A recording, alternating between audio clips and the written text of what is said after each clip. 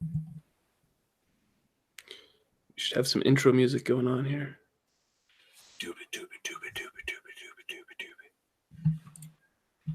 All right. Hey, everyone. Welcome to a resurrection on the channel. It's back by popular demand. We're going to give CM Mike a shout out for this special show. Woo! It is Alan Geeks Out about... And we're going to tell you what he's geeking out here in just a second, in case you didn't check it out on the on that little title screen that we had going on. Yeah. Before we start, though, I want to ask you to do two things for me. One, I'm going to have you hit the like button down below. And if you want to see more Alan Geek Out videos, hit the like. So then that way I know that we need to get him back on the show to do more Geek Out sessions. Also, I'm going to tell you right now, it is also Mr. Alan Bahr's birthday. He's 19 years old tonight, and I want you to all in the comments. I want you to put "Happy Birthday, Alan," and especially even if you're watching this after the fact, make sure to put the "Happy Birthday" in the comments. And it's not every day you turn 19 years old, right? Yeah. So tonight we are geeking out about. What game are we geeking out about, Alan? We're geeking out about Shadows of Esteren by Gate Studios. Nice.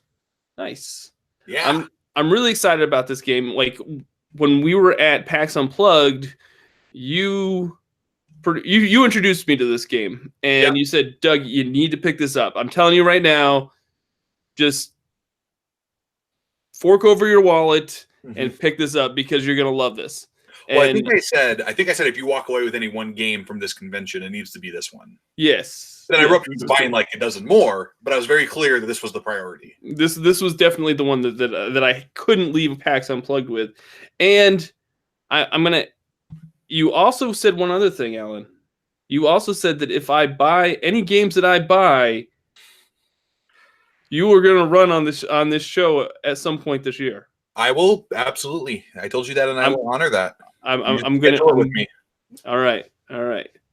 So, yeah, let's start with Shadows of Esteren. All right. So, where do you want to start? Let's talk. It's been like 2 years since we've done this. So I know it is. It's been a little while. So, why don't you tell folks what is Shadows of Esteren? Like, sure. So, Shadows of Esteren is a English language RPG from a company in France known as Agate Studios, or Agate Studios. I'm saying that wrong, and I'm sorry. But it was originally released, I believe the quick start came out in 2012, and books have kind of followed out. They've got 4 or 5 books out now. But it is a dark, weird horror, grim fairy tale fantasy kind of thing going on. It's sort of like, and I try to explain it to people, it's like if Alice in Wonderland and the Grim Fairy Tales went and hung out with H.R. Geiger on the set of Alien, and it was all painted by Salvador Dali or Van Gogh. That's kind of what you got here. It's a weird horror fantasy game. It's got a very low magic, very kind of grim and gritty, but not in the Warhammer way, in the surrealist, alienist sort of way. Okay. So Big fan. So it's low fantasy, horror, and you could kind of throw gothic. Is that kind of, would you throw that kind of? Yeah, I would almost call it into a weird gothic romance in a lot of its tone and feel. Okay. And I'm using weird in the classical sense of like weird fiction, right? Mm-hmm. The alien, the surrealism. Okay. So yeah, it's got a very, very low fantasy gothic romance vibe to it. So I actually compare it quite favorably to the Gormenghast book series, if anybody's familiar with those books by Melvin Peake. It's very much like Gormenghast or The Boy with the Porcelain Blade by Den Patrick. Yes. Now, if anybody's not familiar with the term low fantasy, what what would you classify that as? That's kind of like no elves, no like no, you no. can have the classical fantasy heritages in low fantasy. I think low fantasy is more the absence of powerful, easily accessible magic. Okay. Right? Magic items are rare. Magic is, a light spell is fine, but nobody's throwing a fireball around, right? Right. Magic has a cost to it. Conan would be kind of a low fantasy, right? Sure. There's magic, but it's the province of something else. It's not really something you deal with. Games like that, so that's kind of what we're going with low magic here. It's not Lord of the Rings. It's much farther like Game of Thrones level magic, right? It doesn't really exist. Right. That's some minor stuff. Just it's in the background, but it's not like a big factor. It's not about it's in the background because you can have magic in Estrin. Right. No, I'm just saying like it's there, but it's not like a major factor of the setting. Right. Absolutely. Right? Yeah. Absolutely. I think that's again, it's a major factor of the setting. The players don't have access to the highest tiers of magic ever, really. Right. Okay. They always, no matter how good you are at magic, you sort of stay at this low level of magic. Okay. That's like a whole. We could do a whole video chat about the concept of like low fantasy, high fantasy. Sure. That is a deep conversation. If anybody wants to see that conversation, leave a comment in the down below, and Alan will come on and do a 3-hour session on. I'm not sure I'm qualified for that, but I can get you some people who are. I might not be the person for that conversation. That's all good. What's the setting like? Where does this take? Does it take place on Earth? Does it take place like no? So it's where does this game take place? I guess is what my question is. Yeah, it's its own world. Oh, hang on, I got the map. Pretty sure it's right here. Where's the map? Maybe not. It's his own world called Trikazel. Okay. And it's sort of got a Celtic, medieval Europe vibe to it. Leans a little more on the not like Pendragon with knights and full plate on horses, but a little more on the chainmail kind of Viking Age, Dark Age era feel to it in a lot of ways. I kind of got like a Braveheart kind of feel a little bit. Yeah, it's definitely got that. It's just kind of looking over it a little bit.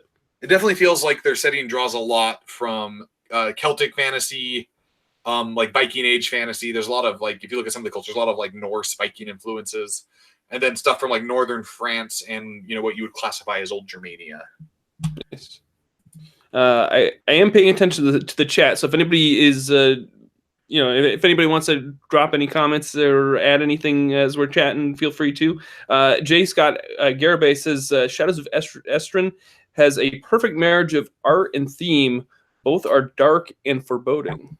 Mm-hmm. Yeah, it is. It's. I mean, that was immediately is. I mean, Alan knows that I love beautiful looking RPG books anyway, and so when he showed me these books, that was. I mean, you could just it sucks you right in as far as what the setting is. Yeah, it's amazing. So. Everybody plays, so we kind of mentioned that there's no like orcs or human, elves. You just play humans in this game, right? Yep. And humans are divided along national and cultural lines. Oh, okay. So you can be a human from the continent. You can be a Trikazelian. You can be I don't remember what they call the other one. There's a third one. But for the most part, they're all the same. It's just kind of like your cultural background, how you were raised and where you lived. Nice. Okay. What can you talk a little bit about the system, like what it uses? I know that it only uses a 1d10, which is incredible. I love games that kind of, and it just based on the knowledge that I know that it only uses a d10 makes me automatically think that this is more narrative and more like that kind of driven. But that, I mean, just when you don't have a whole lot of dice, that's kind of immediately what I go to. So you can correct me if I'm wrong on that. No, it's definitely. So it definitely would be a low to mid crunch kind of game, right? Right. crunchy Which is in what I terms love. of how rules heavy it is, right? It definitely it falls above Tiny D6. You know, I'm trying to think of what I ran on the show.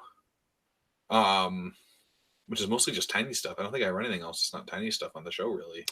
Yeah, no, I think you just you ran you ran Zora last night. Oh yeah. So it's maybe around where Zorro is in terms of crunch. Okay. The basic and one of the reasons I love this game so much is it's so simple to teach and get into and play that when I want to run it, I can get everybody set up. I can teach them how the game works on 25 minutes tops. Like it's really easy. That's awesome. So you roll a d10, you add your stat, you add your skill. If you equal or exceed the target number, you do the thing. That's it. Nice. And your backgrounds and your life history determine what your starting stats and skill are. So there's some like narrative elements to that. So like, what is your greatest fear? What is this thing that happened?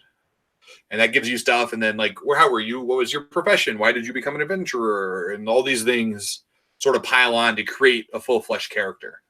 Nice. So this game is very player facing. Is there any opposed roles for the the GM rolls. Yeah, players like their defense is a static number the GM would roll against, stuff like that. Oh, okay. Interesting. Yeah. So what did they put out for content? I know I picked up 3 books at PAX Unplugged. You were like, here, you just buy one of everything here, Doug. And you handed me this whole stack of books. I will tell folks that if you're interested in at least trying out the game, you can get the Prologue, the Zero book free. You can get a PDF free on DriveThruRPG. I'll put a link to that in the description of this video. I forgot to put it in, but if you're watching it after the fact, I'll put it into the link into the description, and you can try it out. And it's great. I kind of skimmed through it the other day.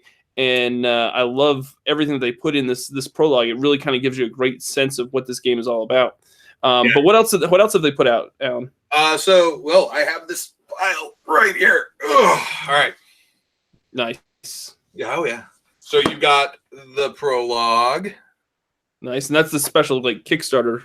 Yeah, that's what that is. You've got book 1, which is this one. Nice. Is sort of their universe book. It's their rule book. It's the player book, right? Right. Now, this is everything a player needs. Now, only 100 pages of that is the rules, right? And it's mostly setting. Yeah, that's really cool. Yeah, it's mostly world.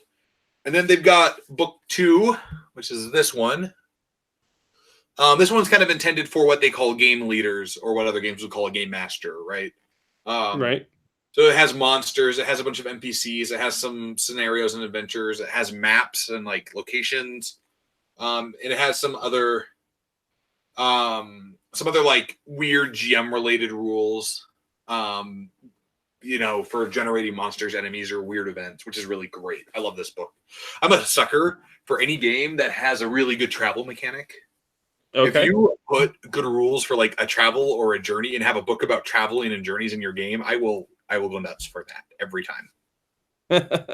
Nice. There's one reason I love the One Ring. We could have a whole geek out about the One Ring and my love of just their journey rules. Well, if you'd like to see Alan geek out about the One Ring, make sure to hit the like button down below and comment that you want to see. Just put yes, One Ring down on the bottom, and we'll make that happen. Yeah, sure. Nothing like call to actions on this show.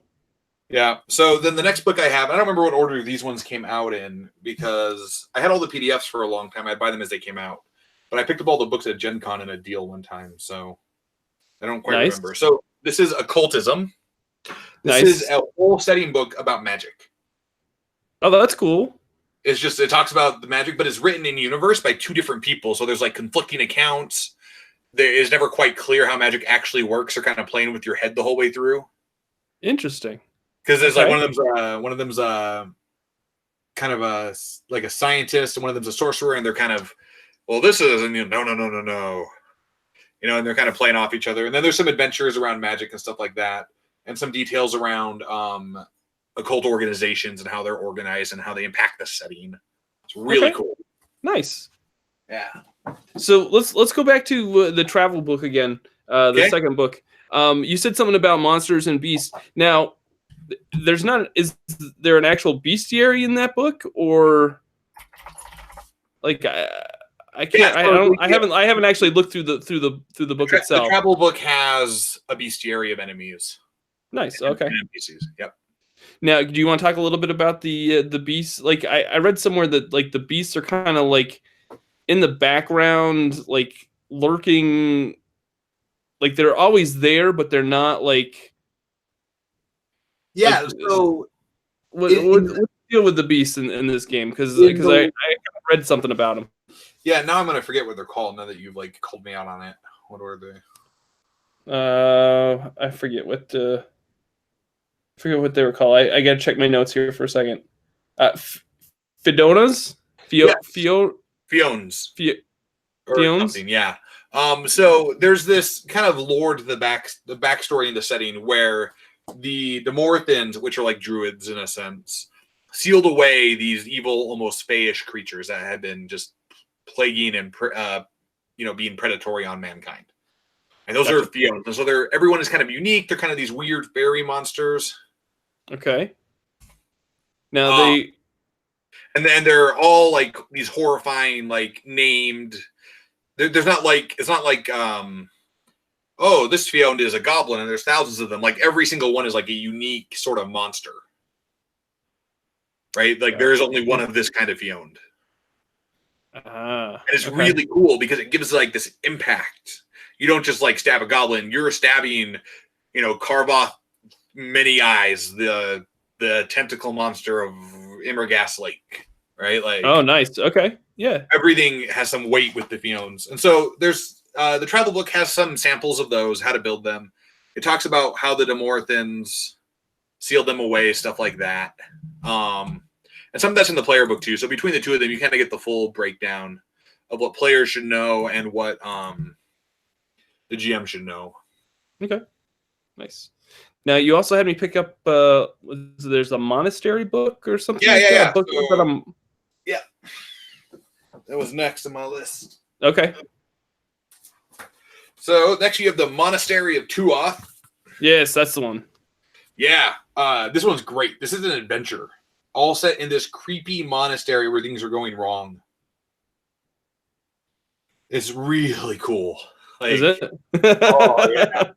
This is one of the. I don't know if you could tell that by Alan's voice. It's really cool. Oh no, this is one of the best adventures I've ever read for an RPG. Oh, that's cool. It's so good. And I'll show you some of the stuff that comes with it. But so they're like, there's this monastery and there's like all these sinister secrets and you're like investigating it. And it has all these details about like the orders of the religion, how the religion works, how life is in a monastery. And it's very, it's so good. And it's short. This book is only 60 pages, maybe? Yeah, I was gonna say it's not a very big book. If it's even 60 pages. Yeah, it's not even 60. The epilogue, it starts on page 49. So this book is right to the point. Very cool. Very cool. Now, some of those books also have like player aids or something. I've seen come up, which is I love whenever a game. One of the reasons player aids, it's always awesome. One of the reasons I love this game so much is they're so good with the immersive. Yeah. Content, right. They just get you into their world. So yeah, hang on. Look at all this stuff in here. So this is the cookbook. I think this one came with Monastery of Tuath. It's like a full meal of what they would eat in Trikazel. Like the first course appetizer is crusted Kalir Tyrion with more Facer hazelnuts and porcini. It's venison with hazelnuts and porcini. Nice. There's like a whole meal in here. It's so great. All right, let me grab my stuff. Oh my gosh, I have a lot of this. Wow. These folks have taken me for a ride on the wallet, it seems like, and I don't regret it. Nice.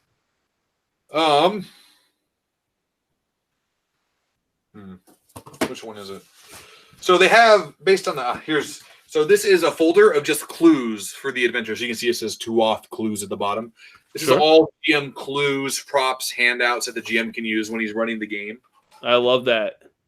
They've got the art. This is just like a book of art to show your players about Tuath and everything. Like printouts of the art. This is one of these. I have another thing. Oh, I've got this little like book of hauntings and fairy tales, like short stories. Came with something, notepads. Like they have all this stuff that just like sucks you into their world. And I love it Nice. so much. Now speaking of like just immersive experiences and everything, they not only is this a role playing game, but they do all sorts of other mediums with this property. Like they do concerts. Yeah, well, like we talked about with the cookbook, right? Like they have a cookbook, right? They do concerts. Like I backed their Dirg Kickstarter, Dirg, and it comes with like a CD and a vinyl record of music. Oh, that's awesome. Okay, stuff like that. So it's full of all this great. It's more than just an RPG book with a cool setting. It's a full.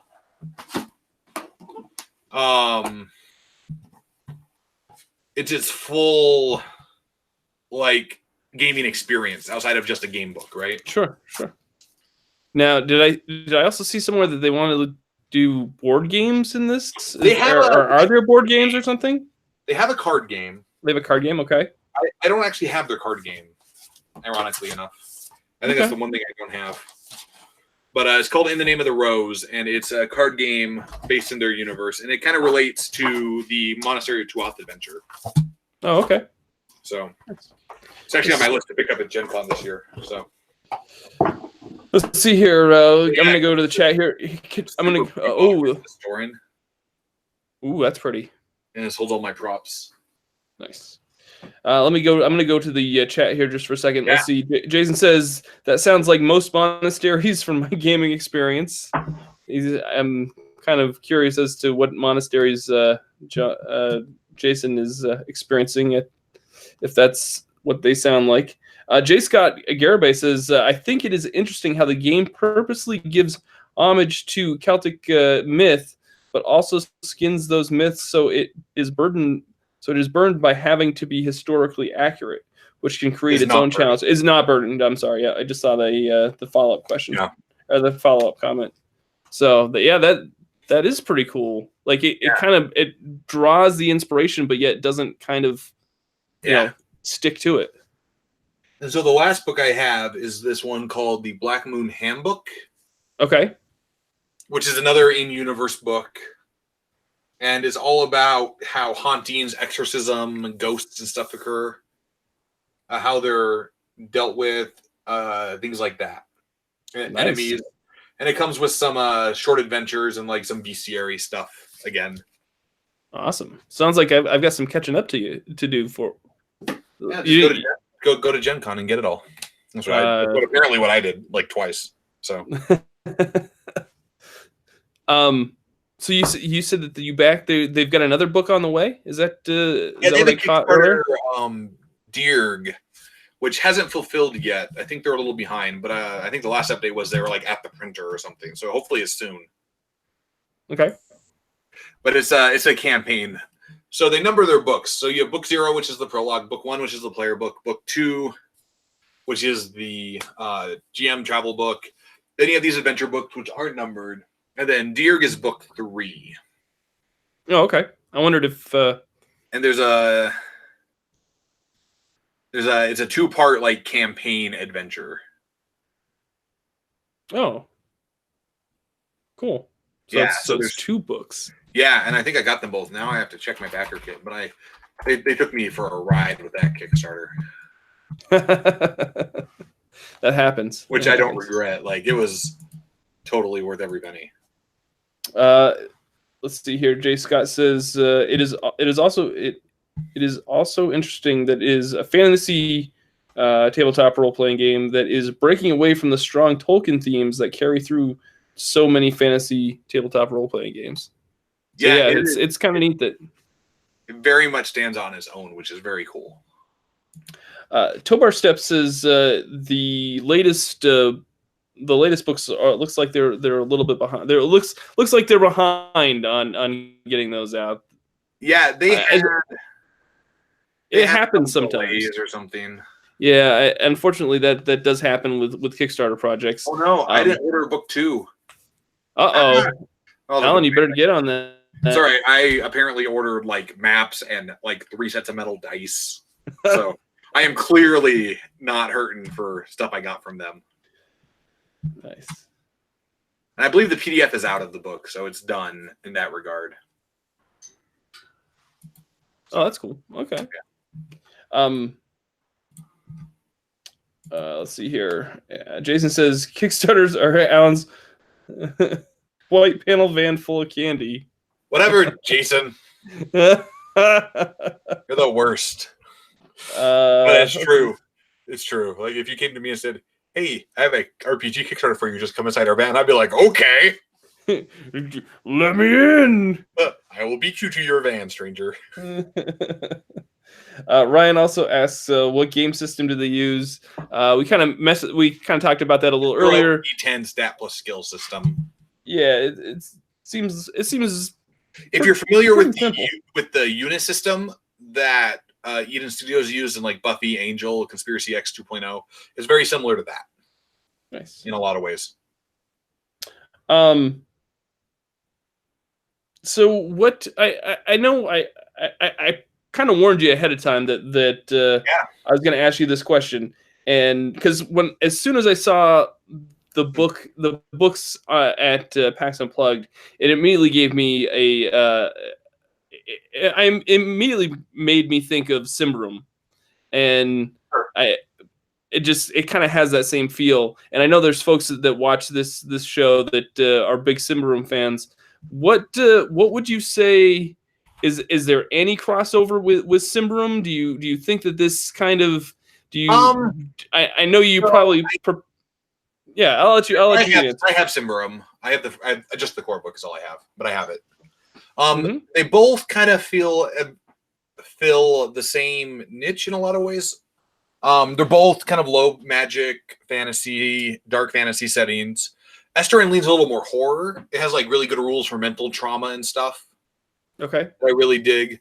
Symbaroum is a little more on the fantastical side because you can play non-human stuff. Right. And whereas Estrin gives you this whole continent to explore with like 3 types of magic, Symbaroum is a little more located to one forest, right? It's a pretty big forest, but it's a little more tightly focused, right? Exactly. I mean, Symbaroum's great. It has tight rules. It's got a great combat system. I just the romantic horror elements of Estrin appeal to me a lot more as a GM and player. I think is what it comes down to for me. Yeah, no, that's fine. I was just kind of curious because I wonder if anybody else has that kind of because the art is real. I mean, both games have such like great art in the books that's immediately kind of that same feel almost that I get from looking at the books. Yeah, no, and you know, I originally didn't get Symbaroum because I had Estrin, and I picked it up like on a sale one day or something.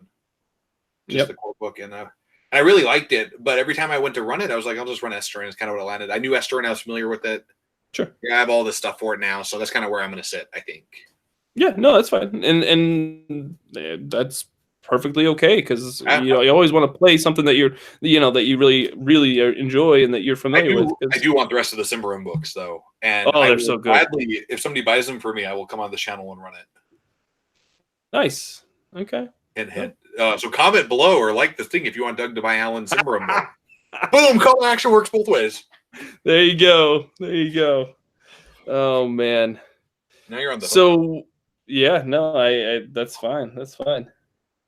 So yeah, I'm excited for getting Shadows of Esteren on the show. I think it's gonna be a lot of fun. Yeah, it's a really great game. Like I really like it. It is in my top 10 RPGs of all time, pushing into my top 5. Really? Yeah, it's so good. Like so good. Already Jason is championing for me to buy you books. I'm a fan of this plan. Yeah, I know. I could use more books. It's not like you have a whole you don't have any there in the background. So you said this is like in your top 5 RPGs? Yeah. In my top 10 for sure. Okay, top 10. My top 5 sort of rotates based on how I feel that day and what I'm playing because it's really hard for me to mark down a top 5. So I have an assumption that Pendragon's probably above it. Pendragon's top 1. Yep. Yeah. What? I mean, you don't have to name like all 5, but what? Maybe 1 or 2. I don't know, so I can do that. Would, so here we go. Okay, so you got Pendragon, right, which we've geeked yeah. out before on the channel. We have. If you haven't checked it out, check it out. And then second is probably Star Trek Adventures from Odysseus. I freaking Wow, that high, huh? It is a game where the writers clearly understand the IP and the genre they're working in. Oh yeah. Oh well, when I had Chris Birch on the show, I mean, he went into great detail how much research they did on that game. But even just like not lore in the book, but I'm talking the way they structured the mechanical engine of the game mirrors the of a Star Trek episode. Like if you look at the way the roles work and the way the mechanics work, it mirrors. I could do a whole geek out about Star Trek. Okay, well, if you'd like to see, if you'd like to see Alan geek out about Star Trek Adventures, make sure to hit the like button and comment down below. Just say Star Trek Geek Out. I hate you. The Genesis. Yeah, the Genesis. Okay. My top 5 is a beautiful, and mostly I love the game engine, but it's just gorgeous book, and they're such high quality. And then like you've got Vampire Dark Ages from White Wolf, and then the new stuff like Vampire Dark Ages 20th Anniversary from Onyx Path. I adore that game. It's one of the games I ran the longest ever, and some of my best gaming memories. And I just love it. And it gets what it wants to be so well. Scion from White Wolf is another deep passion of mine. A game that is fundamentally mechanically problematic, and it's so much stinking fun. Like it is. Do you ever see that game in the store where it's like we didn't play test this at all? Yep, I've seen that game. When I've not played it, but I kind of feel like that's what it's like. And this is not to disparage anybody at White Wolf who worked on it, because it is in my top 5 RPGs of all time. I adore Scion. Sure. But there are some really, like, chainmail is an armor you can buy, but it's not in the rule book anywhere. It says you can buy chainmail, and there's nothing on the stats for it. Like, like there's some issues with the game. But when you play Scion, it is so good at feeling what it wants to feel like. Like, you're like, I am the half child of Thor. I'm going to lift this car. What level are you? Level 1. I'm going to throw this car. How far can you throw it? I don't know. How far is 200 yards? And they're like, all right, roll your strength. You're like, all right, I'm going to grab these 30 D10s and just... Like, you feel like this epic demigod of epicness when you play. I love running it. Like, it just, there's something about it for me. Nice. And then you got Estrin. You know, the old Star Wars D6 system's probably up there. Yep. Absolutely. Forbidden Lands is probably pushing their way. I've been really impressed. Upwind by Jeff Barber is amazing, and I adore it.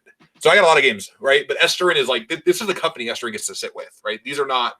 Yeah, no, that's great. Yeah, it's that's some good titles up there. Is my favorite fantasy RPG to play if I want to take something a little less Pendragon. Okay. Right? Because I have a hard time qualifying Pendragon as fantasy, even though it very much is. But to me, because it's based in this mythic real world, I kind of see it as more historical fantasy. Mm-hmm. If I want to pull like an actual fantasy game out of it, Estrin is my go-to by far. I freaking adore it. J. Scott Gerbe asks, can you talk a little bit about Estrin's magic? It is really different than D&D. Well, God, I can. And I can talk at length about this, so be prepared. Presenting Alan's treatise on Estrin magic. Nice. So, in the core book of Estrin, you have 3 types of magic. You've got Demorthans, which are druidic magic. They have a circles of power mechanic where different effects have different circles of power, and based on how you mix and match these effects, the difficulty of the spell to pull off is a little harder. But they're very druidic in nature, so you get a lot of the things you'd expect. But they use runes. Like there's 5 great elemental runes, and then there's like lesser 10 elemental runes, and there's all this stuff. And it's really good, and it's really fun. And they're very plugged in. And that one's probably the most standard of any of the magic in the game, in my opinion. I would think, like it even though mechanically it's different, it just does feel a lot like a druid in maybe D&D or something, right? Okay. If you were to say this is a druid, I'd be like, that makes sense. I see that.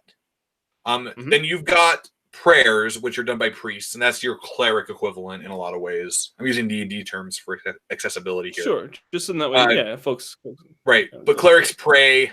They're granted powers based on their faith, and there's a whole different system. Each one of these magics has a different sub-rule set that powers it. So they all feel differently in play. And prayers are kind of what you'd expect, right? You get healing magic, you get some foretellings, you get some blessings, you get stuff like that. But it's really cool. And then you get into the really cool one, which is, I'm going to say this wrong. Magients? It's like magic science. It's like imaginants. Okay. Yep. And so they take these vials of raw magical ether that they distill from stuff. And they can refine it or they cannot. But it's almost like magical fuel, and they plug it into these artifacts and it powers them. So you've got this kind of alchemy, science, crazy inventor thing. I dig it. That's awesome. But the fuel is distilled from the idea of living things, in a sense. Like you're taking the essence of a living thing when you distill it. Okay. Yep. Like you can get raw fuel from like rocks and stuff in nature, but it's less good than like if you were to harvest it from animals and their life force. Oh, wow. That's really dark. Things are better than that, right? It gets kind of dark. Yeah, that's really dark. Because the question is, how far are you willing to go for power now? Sure. And it's really fun when you play it, because there's always that one person who's playing the imaginatist, and they're like, "Oh, well, I'm out of fuel, and we're in the woods, and we're lost. I need fuel." They're like, "Well," and then they start like looking at the party members like batteries. You can kind of see you can start to see the wheels turn a little bit. Yeah. Wow, that is dark. The game is so full of these situations that like set you up for these dramatic moments and feelings and processes. I love it. Nice. No, it sounds awesome. Let's also talk. If anybody else has any other questions about Estrin, feel free to feed Alan's Geek Out in the comments, and we'll address them. I will say that if you are interested in, if you want to play a session of Estrin, there is actually like on SoundCloud, there's a whole like playlist of music that they have available that you can just stream, which is awesome. There's also a forum on their website that deals with all this. So if you have any questions or want any more insight, you can definitely check out their forum online. It says that they've got a video game. Is that true? It is. Oh, I guess it's in development.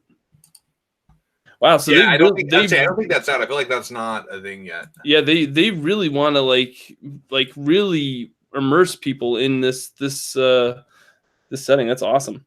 Which I think is so great, right? Like they've got this great setting, but they're really working to put people into it, which I love. Jason asks, is there any third-party products out for Estrin, or is it all in the house? Like there's no open licenses there? No, it's all in house. Nice. As far as I know, maybe they license it, and maybe they're like, I think their music obviously is done with like an orchestra that's not like their staff or something, right? J. Scott Garibay asks, Estrin is a French game, and I've had a little difficulty in the past selling my American players on international games. Any tips for doing that, presenting international games to American players? This is a question that actually I haven't really had a whole lot of problem with, to be honest with you. I think I showcase a lot of Feely stuff, and I've had that problem. You have? Yeah. Okay. Tell them to suck it up or get out of the group. Oh, that's harsh, man. No. Yeah, but it works. Like, if you as the GM are excited about running this game, they need to play it, because that excitement drips into the game. Like, that'll funnel down to them, and they will get excited. I don't understand. Like, the game's in English. It's not like they're going to have to learn a different language. I don't understand why they're like, this is not an RPG from America. Like, you're rolling dice. Okay, so this is always one question this is always one issue that I have. I deal since I feature a lot of indie RPGs or quote unquote indie RPGs, even though some of the games are put out by bigger publishers. A lot of folks, if it's not D&D or Pathfinder, they're really hesitant on trying different games. And this is something and that's fair. But the thing I've always said to people is everybody has an RPG that will push their button. You just need to find it, right? Right. Like I've had friends who never wanted to play an RPG, and I showed them Pendragon, and I explained Pendragon, and they saw how excited I was, and they said, "Oh, I really like Arthurian stuff. Well, let's play it." Mm-hmm. And then they're like, "RPGs are great." Now they play everything, right? I've had friends who, Star Wars, Star Trek. I never want to play an RPG. Do you like Star Trek? Yeah. Well, I've got the super slick. You want to see my Borg cube? Like, I can sell you on Star Trek if I show you this Borg cube, right? Right. So if your players are struggling with international games, first I would ask them why, right? Because the game's in English. Rolling dice is rolling dice. There's not a lot. Every game is good at something, and so like, if your players are like, well, if we play Estrin, it's just fantasy. We can just skin D&D with Estrin's universe. It'd be done, right? And then you go, well, but Estrin has these really cool horror and trauma rules that you won't get if we do that, and they really sell the universe. So you need to play it all together, right? Mm-hmm. You kind of show them what they're going to be missing, and then you guide them into realizing that themselves. Right. Or you send them over to my house, and I will wear them down with RPG-related exuberance. Yeah. Like I did Doug at Max, where he bought tons of things. Yeah, it was ridiculous. My luggage, like I purposely had one suitcase that I kept not fully packed when I went to PAX, and it was crazy heavy by the time I left. I guess I don't. It's tough. It's tough to try to introduce when folks are really hesitant on a game. It's hard to approach them with it. I always try to find something. Like I try not, even though I'm excited about a game, like I try not to, force that on players. Like, nope. No, I am 100% like, this is the game I want to run. If you want to play today, this is what we're playing. Oh, see, I'm not at that point yet because I'd rather, because my options are kind of limited too. A lot of times I'll be like, okay, well, I have this really cool game. Is this something that the theme that you'd be really interested in? And sometimes they say yes, and if they say no, I'll ask, okay, well, what kind of themes are you? What type of games do you like to play? And a lot of times it's fantasy because it's D&D and Pathfinder and everything. Like, well, let's do Estrin, and then slowly work. Right. Yeah. I don't know.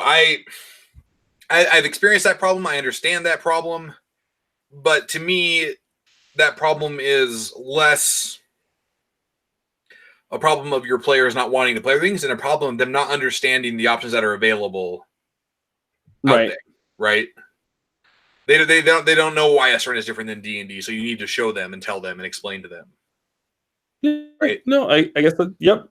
It's just like being a salesperson. You have to explain why this particular car is better than another. A GM wears all the hats. What's that? A GM wears every hat. So exactly. You're part therapist, part salesperson, part data analyst, part like director of a movie, part emotional support. Like it's just a mess. Let's see here. Tobar Steps says Swedish games are dominating right now. They are. There's a good. And it's gonna get better. It's gonna become even more once that Tales from the Loop TV series hits. Yeah. No, that's. You think those things are dominating now? Wait till they get a TV show.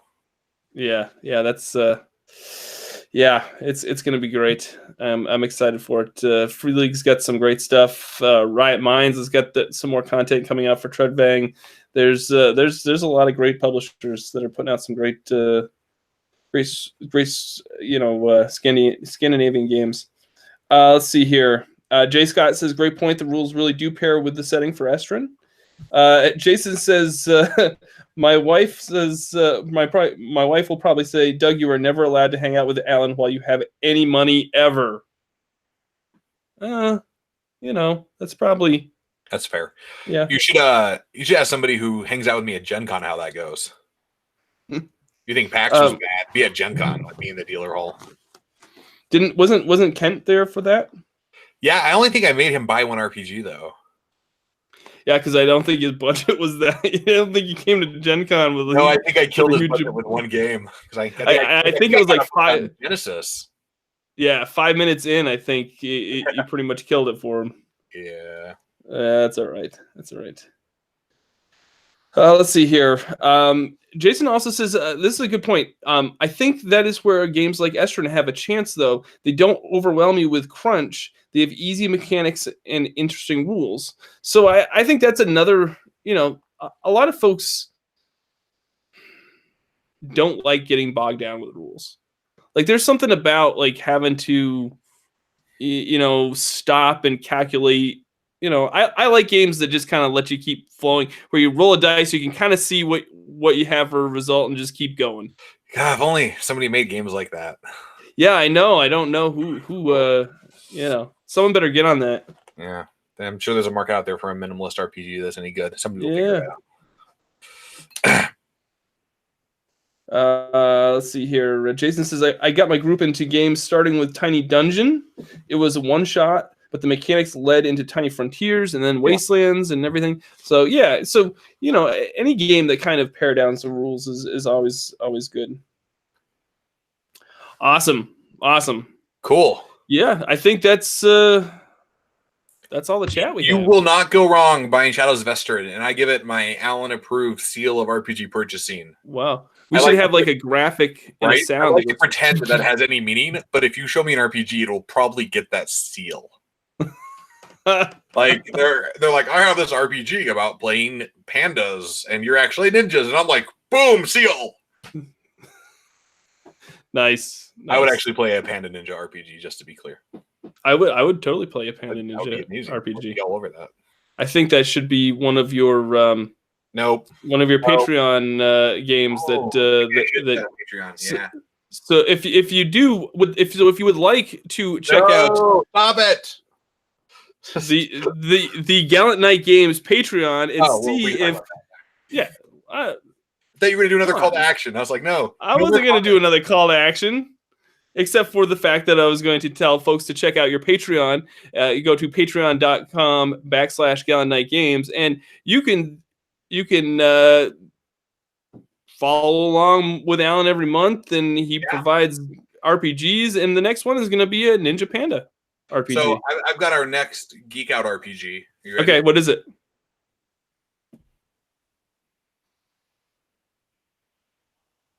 Made the role-playing game. Okay. Is that true? Are you being legit? Ridiculous, because I didn't know how you would react to that RPG. I was like, okay. It also probably says something about me that is like on my shelf in arm's reach. Like I can just grab it. I don't know about that. Yeah, I wasn't. I'm not going to judge you for what you. If you say an RPG is good, 9 times out of 10, I agree with it because I usually dive into it after the fact and I definitely back you up. But made the RPG. Whatever. If you want to geek out about that, what should we do for our next Geek Out? I don't know. What would folks like to? What would folks like to see? Comment and kind of see what they say, and then we can decide. Yeah, why don't you put a comment down below and whoever gets the most comments, we'll do a follow-up Geek Out maybe in another month or something, and Alan can geek out about another game, and we'll just have hopefully we can do this every so often. I know that was kind of the original plan when we started doing it, but of course someone has to run all these Kickstarters and put out all these RPGs and stuff and be super busy, running a publishing RPG company. But we'll try to do this a little more often. Especially I know I started out saying thanks to CM Mike for requesting this type of content again. It was really nice to see that he was appreciated. And then once he made that comment, I think we posted it somewhere. Or did he post it on the Gallant Knight Games? Yeah, I think it was in the Facebook group. I think he posted it on the Facebook group, and then more people started commenting. Yeah, we kind of missed those, so I'm glad to be able to kind of offer this to everybody that looks forward to them. So, all right, that is going to do it for us for tonight. I want to thank everyone for tuning in. We had quite a few folks that tuned in and watched us live. I want to wish Alan Bahr a happy birthday. Thank you for letting me spend your birthday with you, my friend. It was a pleasure. I wish we could have done this in person on your birthday, but this will have to do for right now. We'll have to. Probably would have been drinking too much. Well, maybe. All right. Thank you so much, everybody, for tuning in. This has been Victory Condition Gaming, because winning shouldn't be the only victory condition when you get to the table. We'll see you at the next Geek Out. Bye now.